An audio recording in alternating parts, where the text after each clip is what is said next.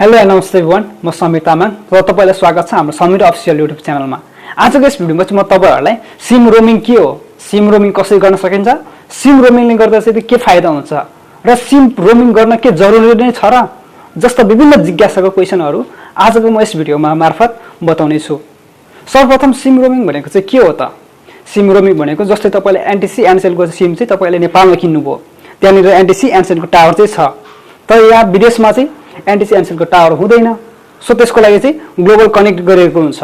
जस्तै नेपालको Simco tower र विदेशीको यहाँ विदेशको सिमको टावरमा चाहिँ ग्लोबल कनेक्ट भइदिएको हुन्छ। सो तपाईले त्यसलाई एक्टिभेट गर्नुलाई नै चाहिँ सिम रोमिङ भनिन्छ। सिम रोमिङ चाहिँ कतिपय दोस्रो प्रश्न भनेको चाहिँ सिम रोमिङ कहाँबाट र कसरी गर्ने? कतिपयले चाहिँ भन्ने गर्छन् कि सिम रोमिङ चाहिँ नेपालबाटै गरेर आउनुपर्छ, तर यो प्रश्न एकदम गलत हो। किनकि सिम रोमिङ चाहिँ तपाईले विश्वको जुनसुकै देशबाट चाहिँ तपाईले सिम रोमिङ गर्न सक्नुहुनेछ।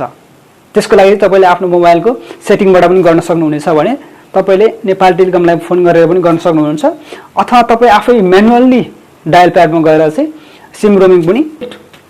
अब तेस्रो प्रश्न भनेको चाहिँ के सिम रोमिङ गर्दाखेरि नेट चल्छ?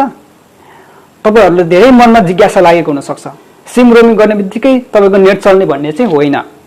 सिम रोमिङ भनेको चाहिँ तपाईले जुनसुकै बेला तपाईलाई आवश्यक पर्ने बेला, जस्तै मोबाइल ब्याङ्किङ लगइन गर्ने बेला तपाईले आफ्नो फोनमा चाहिँ पहिलो पटक मोबाइल ब्याङ्किङ लगइन गर्दै हुनुहुन्छ, पहिलो पटक तपाईले आफ्नो फेसबुक लगइन गर्दै हुनुहुन्छ, त्यो बेला न्यू डिभाइस डिटेक्टेड भन्ने बेला चाहिँ तपाईले त्यहाँनिर कोड पठाउनु पर्ने हुन्छ।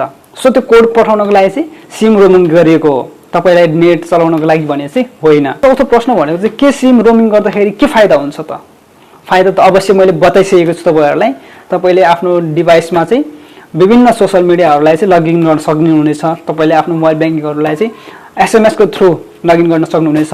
एसएमएस को थ्रु नै तपाईले पैसाहरु ट्रान्ज्याक्सन गर्न सक्नुहुनेछ। र हाम्रो पाँचौं प्रश्न भनेको चाहिँ धेरै मजाको मान्छेको मनमा चाहिँ उब्जिएको हुन सक्छ, सिम रोमिङ गर्दा त पैसा लाग्छ होला, चार्ज लाग्छ होला भन्ने चाहिँ जिज्ञासा हुन्छ। तर यो यथार्थ भने एकदम गलत हो। सिम रोमिङ गर्नलाई चाहिँ बिना पैसा है तपाईले जेरो पैसामा चाहिँ सिम रोमिङ गर्न सक्नुहुनेछ।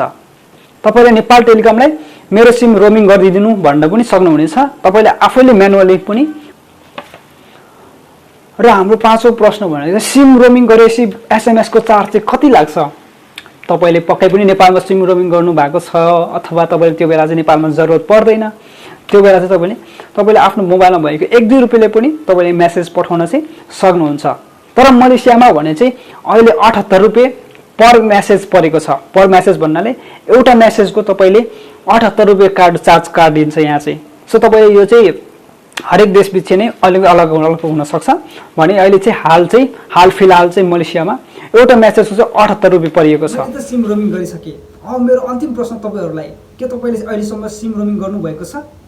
यदि गर्नु भएको छ भने तल कमेन्ट बक्समा कमेन्ट गर्न नबिर्सनु होला। साथै हाम्रो च्यानलमा नयाँ हुनुहुन्छ भने हाम्रो च्यानललाई लाइक, कमेन्ट, शेयर र च्यानललाई सब्स्क्राइब